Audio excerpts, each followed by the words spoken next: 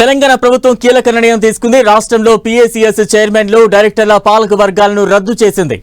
August 14న పీఏసీఎస్ల పదవీ కాలం ముగియగా ఇప్పుడు వాటిని రద్దు చేస్తూ నిర్ణయం తీసుకుంది.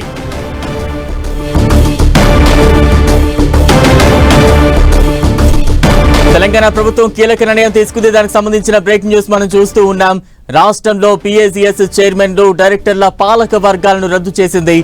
ఆగస్టు 14న పీఏసీఎస్ల పదవీ కాలం ముగియగా ఇప్పుడు వాటిని రద్దు చేస్తూ తెలంగాణ ప్రభుత్వం కీలక నిర్ణయం తీసుకుంది.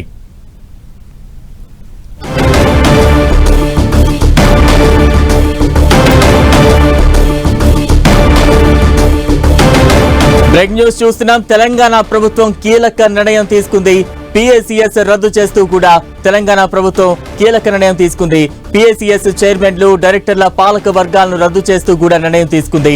ఆగస్టు 14న పీఏసీఎస్ల పదవీ కాలం ముగిసింది.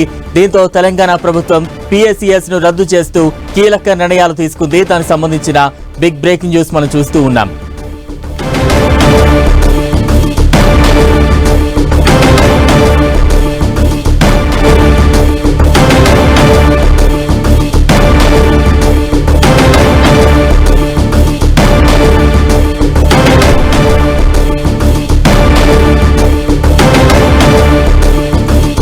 తెలంగాణ ప్రభుత్వం కీలక నిర్ణయం తీసుకుంది.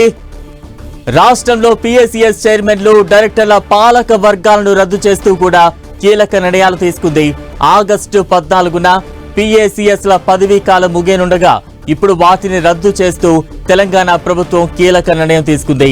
దానికి సంబంధించిన బిగ్ బ్రేకింగ్ న్యూస్ చూస్తూ ఉన్నాం.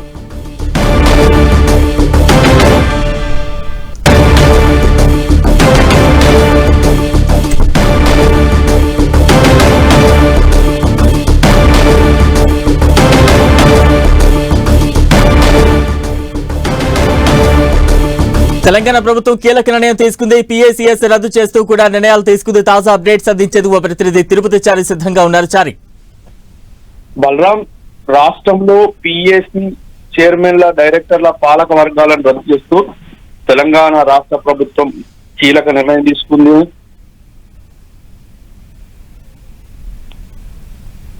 ఒకప్పుడు ప్రభుత్వం కీలక నిర్ణయం తీసుకోవడంతో ఈ పాలక వర్గాలు రద్దయ్యాయి. ఆగస్టు 14వ తేదీ నాటికి ముగిసిన పీఏసీ పదవీ కాలాన్ని మరికొంత కాలం పొడిగించింది సహకార శాఖ.